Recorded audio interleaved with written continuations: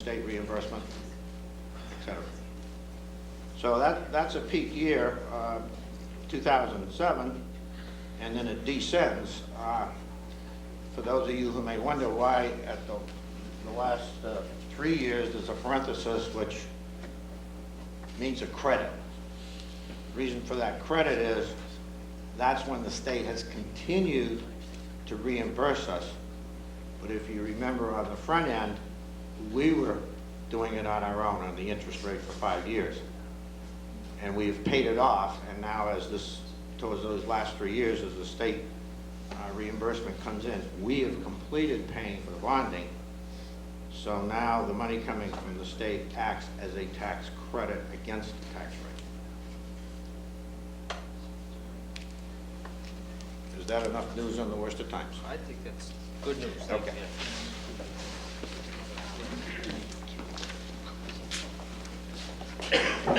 As you can see by this as brief a presentation as we could possibly have made it, covering so many facilities and the future needs of the community, this has just been a brief overview. And what we'd like to do again, I'd just like to point out again that this particular plan, this juncture, again, put forth, was a culmination of a great deal of effort on a lot of people's part. And again, we still have a lot of work to do, but does reflect a consensus of ideas as to how we can best approach and best afford to meet the needs of our community, and also in prioritizing those needs and putting them on a timeline and showing you what the impact on your real estate taxes are going to be. Again, these are still going to be worked and reworked, and the proposals are going to be rehashed over and over and over again. Again, getting back to the primary purpose for this evening, again, is to seek your input. And at this particular point, I'd like to open it up for any questions or comments from anybody who's present, and see if we can address those. Mr. Wheeler. On this wish list, let's say it doesn't pass at town meeting, what will the negative impact be? What we've heard is mostly pluses. I want to know what the negative I impact think as was pointed out to you earlier in parts of this presentation, we have some very pressing needs. And again, F.U.M.P has prioritized 2 projects, one being the new elementary school and the other being the police station needs, as far as we have some situation which must be addressed somehow in order to house these 2 particular things. I understand And the what thing you're is, saying, but nobody has what has happened is in relation to the school and information if it didn't transpire. what in relation to the school, I think this was pointed out by Mrs. Bailey, was that we still have to house these children. They're coming, they're here, and more are coming and on the way. And right now the immediate need is at the elementary school level. So we're talking about more modular classrooms. We're talking about redistricting kids throughout the community in order to shuffle the kids around so they can fit them into the existing spaces and any new ones. We're talking about spending additional funds specifically in the bachelor school at the elementary school level into a facility which is 83 years old. And again, we're going to have to continue to take a Band-Aid approach to some of these things because we still have to operate. I would like to hear from each representative. I would like to hear from each representative. The school, the police, DPU. What would the negative impact be? Okay, I'm trying to give you the overview right now. Again, as far as the schools, and again, correct me if I'm missing something here, we would be, in relation to the bachelor school, pouring additional funds into that with no reimbursement from anybody,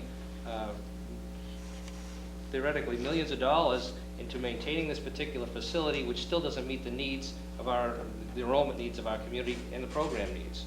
We'll be modular classrooms at all elementary school sites, redistricting of children as far as negative impacts in relation to the elementary school level. Additionally, these children are getting older, and we're going to have to address the housing needs, the program needs of these children as they're coming up into the middle school and the high school. Same situation as at the elementary school level. We have a situation in the high school right now where we can't even get the kids into the cafeteria for lunch. The kids are eating lunch in the auditorium because, again, up to the building codes, we can't put that many kids in that particular core facility. We can't house them currently, current standards. In relation to the police department, we have substantial cramped space there where you don't see them hanging out the windows yet, but if you get into that particular facility, I mean, we have files, we have things in the hallway. We don't have a secured area to secure people who are being detained by the police department. It's basically a very dangerous situation for both the officer and the general public in that particular facility, and we've outgrown that particular facility. What happens if we don't do anything? We have to make do with what we have. We may talk about adding some sort of a modular unit for detectives and things out in the back and the rear of the building for makeshift office space, just to utilize the current facility that we have. What else would you like to know? Our DPW site, I think we've addressed that. What we've been trying to do, for, as Mr. Hanlon pointed out, it has been the Board of Selectmen and the administration has been trying to, for a number of years, address the concerns in relation to our maintenance of our vehicle fleet. We now have an inadequate space and facility and unsafe situation in the basement of the fire and police station for the fleet mechanic for that particular operation, where he can't even get a full lift and they get the car up in the air. We would have some economies of scale and savings if we could consolidate this thing. We're talking about centralizing it. We were talking about the possibility, even as recently as 2 years ago, of getting into the bus transportation business from a cost-effective standpoint, and we would have to include some type of facility which could, again, meet the needs of maintaining that type of a fleet. We would have that if we can accommodate a fire engine. Obviously, we can accommodate a school bus. But our fire station, fire department equipment now, if it needs to be worked on, it's going to have to go down to the DPW site. What we're looking to do is centralize the vehicle maintenance, vehicle pool maintenance under one roof, and this has been a goal of the Board of Selectmen for a number of years, and the only way we can do that is to expand the current DPW facilities. And again, it's in a location where, again, it's out of the public view, out of sight, and again, it would be a situation which would be far better than what we currently have. Could we continue on the way that we're doing, what we're doing? Yes. Would we be meeting the appropriate needs of vehicle maintenance in the pool? No, we don't believe we're doing it adequately now, and what we're looking to do is realize some economies of scale by centralizing it. So that's the DPW, that's the schools, that's the police station. In relation to, again, the bachelor of the school, I think we addressed that appropriately. To say, what if we don't do anything? We can't just do nothing. We have to maintain the facility. Mr. Wheeler.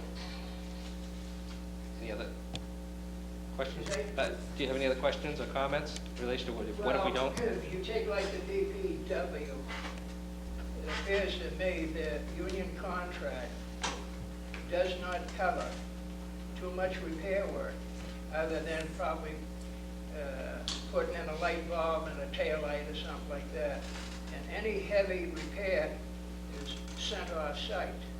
So I can't see a need where they need more room or facilities to do that repair work. And into the future, with the labor contracts, there's going to be less of it done. I think Mr. Hanlon is in a better position to address exactly what our mechanics do down there with the equipment. What we do, I mean, we do a substantial amount of repairs in-house. In addition to that, our public safety fleet mechanic, I mean, he rebuilds the engines down there. I mean, he pulls them right out of the cars, and in order to economize and save the town money rather than saying. So we do an awful lot of in-house mechanical repairs and duties, and I don't think the contract is that limited, from my recollection in reading them, as to what we're going to do and what we can't do there. Mr. Hanlon, if you'd just like to address briefly what some of the undertakings that we have in order to give the general public some comfort level as to whether or not we should be even investing in a new maintenance facility for our equipment. Well, to make a statement, anybody can make a statement. The statement is either close to being accurate or close to being very inaccurate. So to take exception to your comment, you're very inaccurate about the fact that they just changed light bulbs and mirrors on vehicles. It's a full-scale operation from heavy equipment to small equipment. Yes, do we send equipment out? Certainly we do. after we pull a transmission apart, we either find out that we have the means to repair it in-house or not. Someone comes down and picks it up, it's already out of the equipment. They repair it, put it back. Sometimes we're able to drive it out. Does that happen? Of course it happens. Could we have a case where we have 3 transmissions out at any case, at any point in time? Certainly. That's big repair stuff. Everything from the rebuilding, short blocking of equipment, down to changing light bulbs, mirrors, oil lubricant filter, keeping 80 pieces of equipment going. The cemeteries every day, plowing snow, whatever it is. And I would invite you in the middle of a snowstorm to come into that garage and see how much dead equipment is on that floor. It's very light. It's well maintained. That means we get optimum production. So I'm very satisfied with the staff, the support at town meeting with the equipment we have. And our goal then is to make sure we appreciate it and keep it up. Unfortunately, the police fire mechanic is not in the same situation. Yes, the equipment is in good order. A lot of his tools are his own tools, and he has no adequate space at all. Most of his work is outside in the middle of winter. He has to come over to the DPW site and kind of scab into our crews and we make as much room for him, but there is no room for him. That's a very critical thing, and a safety issue is a safety issue. You don't wait until something happens, and I'm not saying that something would happen, and that's why we should do it. Again, this study is based on space needs. It's unbiased. An architect came in and said, this is how much fleet you have. This is your operational base. They have standards. They open books. They go to numbers. And, you know, it's a mechanical type process, but the bottom line is it's very simple to find out whether you have something that's 4 square feet and you need 60 square feet. Those numbers, you get close enough. And that's what that exercise is all about. Again, there's another part to this exercise, and that's the administrative and operational control if in fact there's centralization. And those issues would obviously have to be worked out with the TA and the various department heads involved. Thank you. Mr. Hannon. Steve, I had a question, 3 questions really, each of them related to Dave Hamlin's area. Number 1, the Boston Globe reported last week that North Reading is the 5th highest water cost town in eastern Massachusetts. We're paying an average $547 for a household, while the town of Andover is paying something in the order of $307. Over a 20-year period, that would cost the average household something in the order of $5,000. The question is, has the town looked into costing, or has the town looked into doing anything about the water supply system that would reduce that cost? The second question that I had... Let's just take one at a time, Mr. Hannon. All right, let's go with it. Just in relation to the water production and the cost of doing so, over the last several years, the town has addressed that to the best of our ability. If you recall, a few years back, the Stickney well was contaminated by one of our things, and we lost the... I'm addressing what I saw on the floor. No, I know that, and that's right. But as far as F.U.M.P.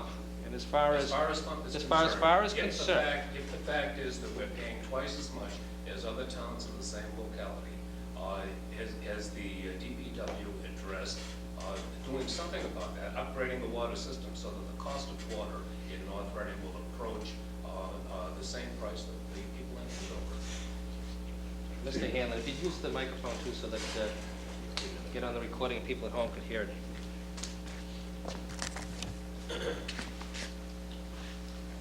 But I'd just like to get, in relation to F.U.M.P., we did look at this. It relates to F.U.M.P. It relates to F.U.M.P., and F.U.M.P. did look at, what are our facilities needs in relation to all departments within the town.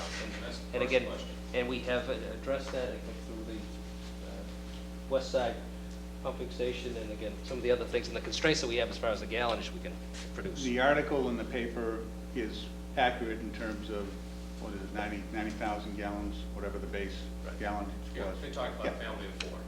Now, that's today. 7 years ago, you were the cheapest. In fact, you were like, there was nobody that cheap. North Reading water was dirt cheap